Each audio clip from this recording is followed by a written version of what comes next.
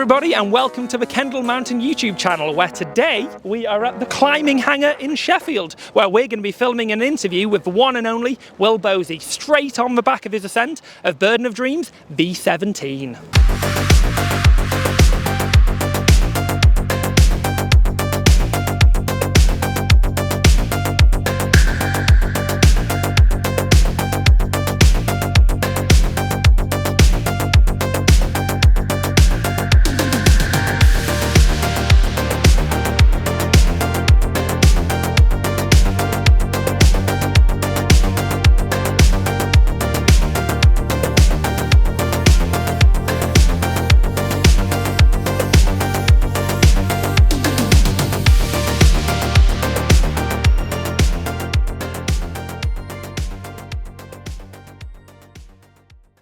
Hi everybody, today we are here with the famous Mr. Will Bosi straight after his ascent of Burden of Dreams. Welcome, Will.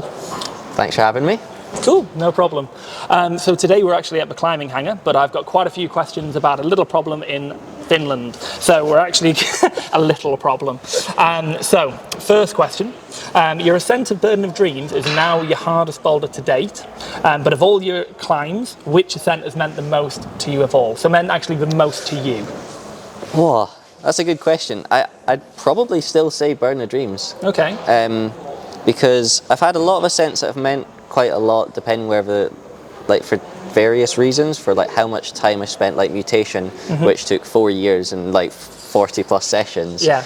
But I think I always kind of knew that that would be possible, whereas this one, coming from not even believing that I would ever be able to climb this in no matter how many years, to actually sending the boulder and it being definitely the hardest thing I've done, it kind of feels like it's all the training that I've done, all the work, all kind of coming together. So I think this is the most meaningful one. Would you say there's been any other kind of like landmark routes other than mutation? So it's obviously 4 years into a problem. That is a fair old investment. But see, this one you did quite quickly, Burden of Dreams, relatively, if not 4 years. How long did it take you from kind of deciding point of wanting to do it to actually sending the route? Roughly how long?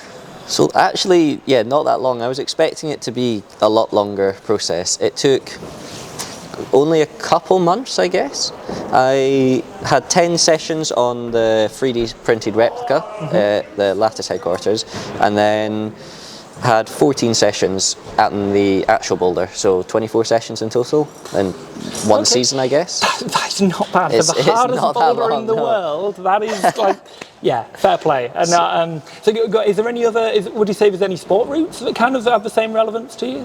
Yeah, so King Capea that I did out in Sierra, because it's basically what I kind of thought at the time was my perfect style. It's like that sort of 30-degree wall, tiny crimps, which is in general what I've trained on most of my life. And it was right at my limit. That I think is also like a pretty pivotal route. Yeah. Just kind of finding that thing that makes you so psyched to try it, because it's everything that you want. And it being really hard right next to your limit. So I think that would probably be one of the other ones. You still sent that pretty quickly though, didn't you? Really? Yeah, that took, I can't remember exactly. I think it was over 10 days, but not much over. 10 days for a 9B plus. That is like... If it's 9B plus. I think from what people are saying, it's more on the hard 9B side. Really, do you think? I mean, I have no idea. I don't have the experience to say that's definitely. No, totally appreciate that. Jakob said hard 9B. I don't think Alex really commented. Did Alex send it? He did do it. It took him similar amount of time to me, I think. Okay. But that route, from like a boulder point of view, I think I was bringing pads to the crag to try the first boulder, which is a crux. And it took me like 5 days to even figure out the moves on the first boulder and actually be able to do them. Yeah. So yeah, I thought it was really hard. Yeah. Just to put this in perspective, I climb about V5, V6. So like, hearing these kind of numbers banded around has no scale on me whatsoever. But yeah, just irrelevant. I'm your everyday climber in comparison. So, in one of your Instagram posts, you said you've always wanted to try using a pulley system. So I know that you actually tried this specifically for this problem. Why do you feel this was the problem to try it? And would you be actually planning on using it in future projects, or is that just kind of a very specific to this one? Because obviously it's so short in terms of moves. Do you think you'd use it again? So the pulley system is really difficult because it only works in very certain scenarios. So it worked really well with this and only for the first move, because you kind of pull up off the floor and you stay in kind of the same position. You only drop a little and go up a little. What actually happens is your hips come close to the wall. So you could put the pulley in front and it would pull you in. Whereas for most climbing moves, it's actually not really how they work. And you're always moving in a weird direction, or you're like change momentum through the moves. So I think it's something that I would like to use more because it's a really good form of training, I think. I think it really helped on burden. But I think actually having the scenarios and like problems where you can use it will be super limited. I doubt it's something I'll do much of ever. Oh, fair enough. No, it was just so... Well, have you actually seen anyone else use this before, or is this something you just kind of like dreamed up and it just kind of worked? In boulder or sport climbing, I don't think I've ever seen it. So I have seen it in speed climbing. It's used quite a lot. A lot of the strong teams use it to basically train your body to learn like muscle memory at the faster speed, so that then it's easier to do that. Whereas if you train just at your weight, it's hard to like keep pushing and break out of your cycle. Oh, so wow. and so I knew it worked for that, and I was like, well, it makes sense. It's like on a fingerboard, you just progressively train. It should work on everything else, but I don't think I've ever seen anyone else do it. Fair enough. That's really interesting, actually, that you say about speed climbing, because you're still, as far as I'm aware, the GB record holder for speed. I think last time I checked.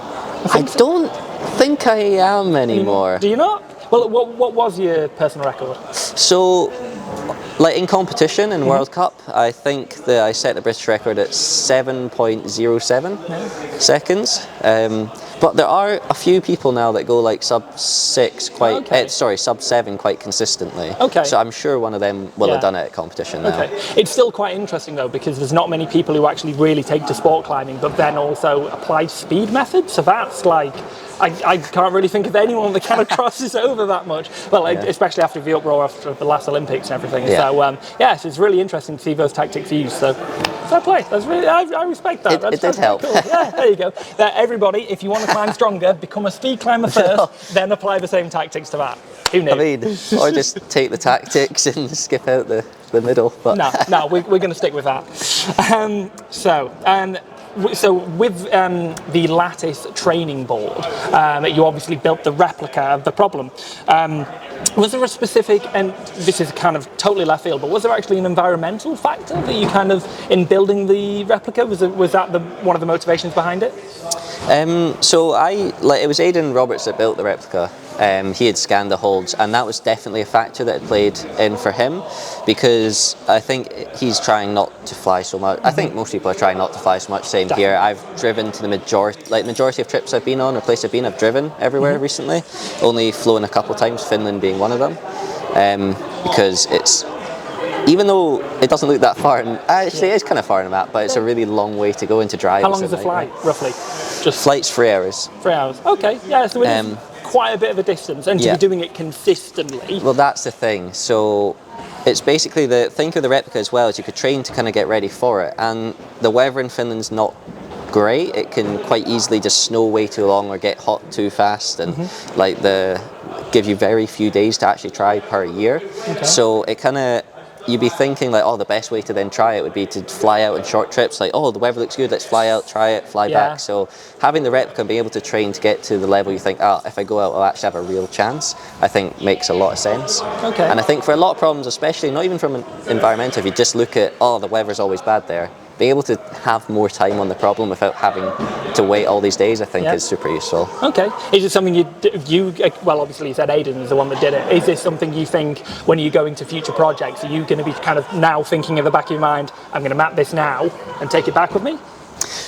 Definitely. I think if I can find like that sort of limit project where you know it's going to be a lot of work, it makes complete sense. I mean, everyone or most people have been using replica training for a super long time on like hard boulders and sport climbs already. So just having like better replicas makes sense. And I think now with like 3D printing becoming more accessible, I guess, as well, it definitely seems like the way it seems to more go. Accessible, doesn't it? Yeah.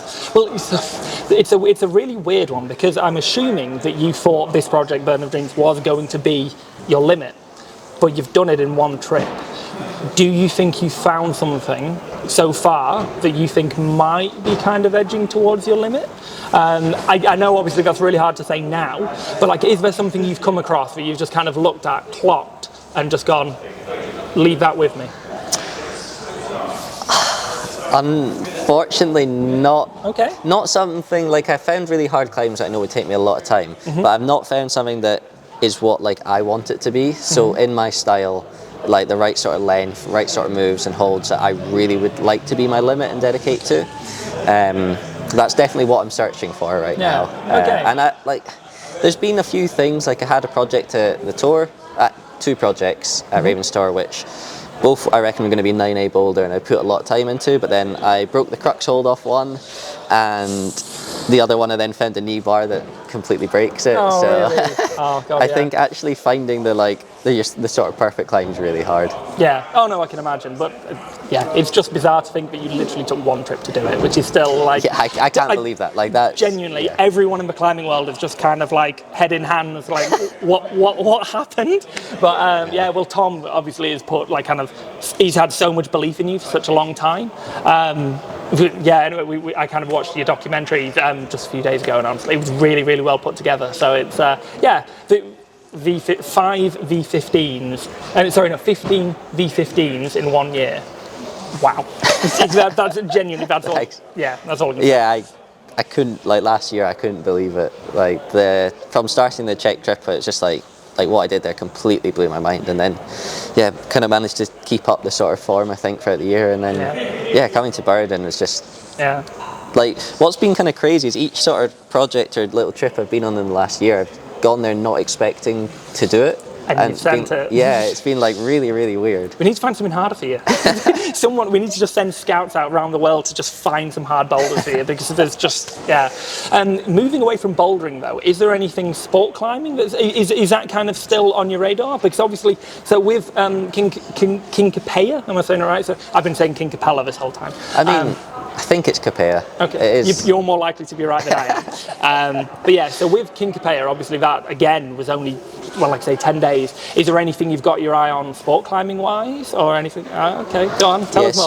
So I briefly tried at the end of last year, I had 5 days on Stefano Ghisolfi's new route, Excalibur. Yeah. I'm really psyched for that. The plan was actually to go there, not to Burden. Oh, really? But it rained super bad before my trip, so I cancelled the trip and then was like, oh, Finland looks okay, maybe I've been training in the Replica, maybe I should just go there. So yeah, the whole thing was like super unexpected. And now, because it took me quite a long time obviously out there, now it's a bit hot in Arco. Yeah. But I'm looking at the weather, if it looks good, I might try and get out. Okay. That I'd say is the main goal, and coming into the winter I'll go back for that. So how many meters is Excalibur? Because King Capella is like, is it 15 meters-ish, something like that? Yeah, in total. So it's relatively short. So how long is Excalibur in comparison? Yeah, so King Capella's, that 12, 15 meters, but the top half of the route is easy climbing. Okay, so it's just the bottom section. And so you do 12 hard moves to a bad rest, and then like a 7C exit boulder into the easy climbing. Oh, yeah, easy, yeah. The easy climbing is like 6B territory. Oh, really? Yeah. Oh, wow, okay. So I might start my new project. Unfortunately, with the easy climbing, the direct start into it is also an 8B route. But, okay, maybe not. Okay. But anyway, so the start's 12 hard moves, whereas Excalibur is 18 hard moves. Okay. So it's actually... so it's relatively comparable in terms of like the length of the moves taken. Yeah, so it's a couple extra moves. Okay. But the way it is, it's actually like the hard climbing is over a longer distance, but the route's a lot shorter. So it's maybe 8-10 meters total. Okay. Because it doesn't have like the easy finish, but it's all just hard climbing, which is what's amazing on it. Yeah. Other than in the middle, you get 2 okay holds. You can kind of pretend to shake out and rest. Cool. Well, and is Stefano going to send you his little Excalibur earring over to you? So you have to wear that in the meantime until you send it. It's pretty good motivation. I know. He was saying I should do, but I haven't obviously got my ears pierced yet. Oh, no. That could be like the passing of the torch as to the next person to take on the route. It would be pretty cool. Should definitely start something with that. Just get your ears pierced first. Yeah. One thing I wanted to ask about, because this is a completely different experience in the climbing world, but live streaming. So that's kind of something that's played quite a big part in Burden of Dreams, because how many live streams did you do roughly? I did 3 live streams. 3 live streams. So that's something completely new to the climbing world as far as I'm aware anyway.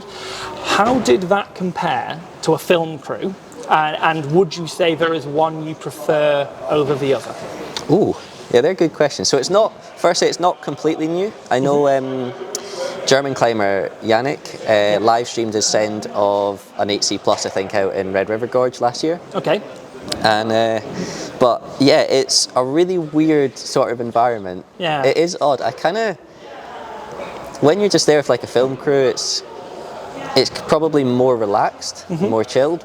But you're also thinking, oh, you know, these guys are out here, like they're technically working stuff. Whereas with the big audience, obviously it's a little more stressful, but it's also then equally kind of relaxed in the sense that you're not like, oh, I really need to like do something to hopefully get something and make it worth it for all these guys coming. Yeah. So I don't know. I found both of them are like have pros and cons, and I kind of didn't mind either. Okay. Sometimes I do like just going like, you know, climbing by yourself is like pretty fun, but also it's quite nice having, especially like you get such interaction with the live stream that you can always be like answering questions, and it just feels like gives you a little rest and something to do. Yeah, no, that's quite cool actually. It's not something I've ever kind of considered doing because I don't climb anything hard enough, but even still, I don't think you have to climb hard to live stream, to be fair. Yeah, no, it's to be fair, it's something we should probably look into doing a bit more of. It's the way the world's going, isn't it? It's kind of having this online presence, and especially in such a new way as well.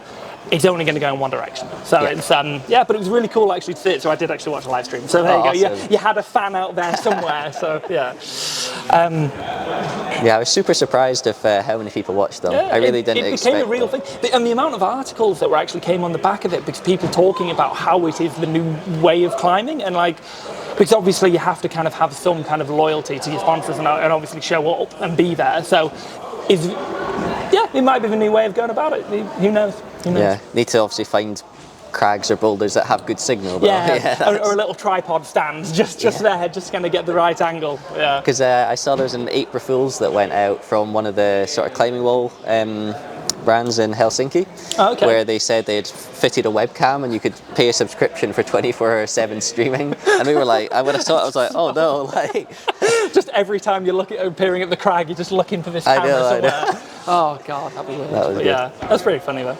Yeah, so so we said that your eyes kind of moved to Excalibur now. Is that kind of like your current goal? So you're going to switch away from bouldering training and go into sport climbing mode, or are you just going to kind of see where this bouldering wave takes you as such? Yeah, so I wouldn't. The good thing with Excalibur is I don't really need to switch too much in the training because it is only 18 moves. And like some of the boulders I've been doing are that length as well. So I think I'll hopefully be able to kind of stay in the sort of power endurance training thing. And then I've got a lot of things I want to do. I'd like to go to America, so if I could get over there and look at like Sleepwalker and Megatron, that would be awesome. So okay, there you go. I'd like to try and keep the level, my power quite high, but also coming to summer, it's, you know, I guess the obvious thing to do is to try and go to like Kilmsey or Seus or something, which would be like proper sport climbing. So we'll see, but I'm definitely psyched on the sort of power endurance at the moment. So do you think when you go over, so you mentioned Sleepwalker there, is there anyone, because I know you recently did like not a partnership with Adam Ondra, but like you kind of did like where you met up with him and he took you and kind of you really experienced the Czech climbing. Would you do a similar thing in the US? Is there anyone you kind of have in mind that you'd potentially partner up with on Sleepwalker? Because it's now had 5 or 6 ascents, I think it's something like that. Yeah. So yeah, is there someone in mind that you'd want to partner up with on that? Yeah, quite a few people. Basically just see what they're up to and stuff. I mean, if Sean Rabitou's free, I know he's got a project there, not Sleepwalker, but close by, I think. Okay, cool. And then he's also tried Sleepwalker a lot, so if he's psyched, I've got some people I've not seen in a while, like Drew Ruana. I'd be psyched to climb with him again. Not really seen him since we did like the youth comps and stuff together. Dave Graham, if he's psyched to go back over to America, would be fun. So cool. yeah, it's got a nice entourage of people that you can kind of pick and call on. just see if they're psyched for it as well. Yeah, no, of course, yeah, it's a partnership, cool, it's a two-way thing, isn't it? Yeah, of course, no, that's really cool. One thing that I did have to ask you, though, just before we move off Burden of Dreams, though, is the beard the reason that you sent it, or not? I think so. Okay, yeah, just new bearded powers. Yeah, I don't know about the beard. I feel like it's a bit messy at the moment. I think it looks pretty good. And I need to, I really like the beard, but it's also, I'm still not 100% set on it, so we'll see. Yeah, honestly, I just had to ask. I just had to put it out there. Bringing it back to Kendal and the Lake District, which is obviously where the mountain festival is. Yeah. Have you actually done much climbing in the Lake District? No? No, I've done very little. I'd actually never been until last year, like never climbed them, other than at the Kendal Wall. Oh, okay, yeah, which everyone's been to, yeah. I'd never climbed outside until last year. Really? Wow. Where was that at? Which crag did you go to? First place I went, sorry, that's a lie. I did climb actually in 2020. Oh, okay. I went to Trowbarrow. Yeah, which is like prime location. Yeah. So I actually had a question on that because as far as I'm aware, you flashed Aldi and Cantor, so Trowbarrow is actually my local crag, believe it or not. Nice. So there you go. So am I right in thinking that you literally rocked up, flashed the boulder, and then moved on? Is that right? No, so in like true style for me, I always do this. I went there to try Outliers, Aiden's 8C boulder. Yep. And of course, it broke off like one of the keyholes because that's basically what I do on most climbs I try. You're just too strong now. I don't know what it is, but it was a foothold. Like I didn't even think of that good with my feet, you know. But so yeah, I spent the day kind of trying that, and then broke when I was feeling good to send, I then broke off a key foot, and then basically couldn't touch it anymore. Mm-hmm. And then so I think we got food, and then we're like what should we do? Right, well let's go back and look at maybe some of the other stuff in the boulder. So yeah, went back, had a quick play on it again just to see if there was sort of anything there, and was like, it doesn't work. So yeah, then just went around and was like, there's this 8B, let's check this out. Like looked at it, I think checked out a video for beta that Aiden had sent me actually, and then yeah, just got on and just somehow flashed it and just made history by flashing. Is it the first 8B flash of anyone in the UK? Am I right in thinking? I think it is. So Ned Friali flashed 8B plus in Rocklands. Okay. I think it's 8B plus. Potentially. It definitely was at the time. I'm never sure on Rockland's grades. Yeah. But it was the first UK 8B flash. Yes. So Nathan Phillips had done one, but it's considered 8A plus, I think, around the time he did it, and now it's, I think, definitely considered 8A plus. So yeah, it was the first in the UK. I think. Just keep accidentally stumbling across this stuff. Genuinely, what I'm sincerely really excited for is when you find something that you perceive to kind of really beat your limit, because I think everyone just keeps being shocked, including yourself by the sounds of it, by how quickly you keep sending these things. And obviously it's a transition from the indoor world to the outdoor, and you're just on a curve like this. So it's I'm sincerely excited to see what you come up with next. It's really cool. I think because both the sort of UK projects I had last year were I was thinking were going to be really long-term projects. So firstly, Free at Last at Dumbarton. Yep. Like first couple sessions getting completely shut down. I was like, yeah, this is it. And then I think it took 8 days, and I was like, how's this happened? But yeah, and then the same with Honey Badger as well. So with Dumbarton actually, has the trad ever kind of like piqued your interest there? Yeah, so I've only seconded routes there. I seconded 2. One which is a really good E3, but on the second it felt as dangerous as leading. Really? You do this big traverse with no gear, and I was like, man, if I just come off, I'm just going to pendulum into the ground anyway. But it's got possibly the nicest finger crack feature I've ever been on. Really cool. good. Well, that's not exactly what Britain's known for either, really. So that's cool to find it. But definitely psyched for the harder ones. Just never got around to actually learning how to place the gear properly, you know. To be fair, well, Adam, when he went to Yosemite, didn't really know how to big wall, and then he sent the hardest big wall in the world. So who knows? It could be, Dawn Wall. Is that on the radar? No. Adam's pretty different. Oh, okay, he's good. Yeah, he's a special breed. I think we can all kind of say strong. that. Yeah. Cool. Well, thank you very much for watching the Kendal Mountain YouTube channel. So we're hoping to have more chats with people exactly like Will, because What an absolute legend. So thank you very much for coming, Will. It's been an absolute pleasure. Thanks for having me. And yeah, hope that was good to listen to.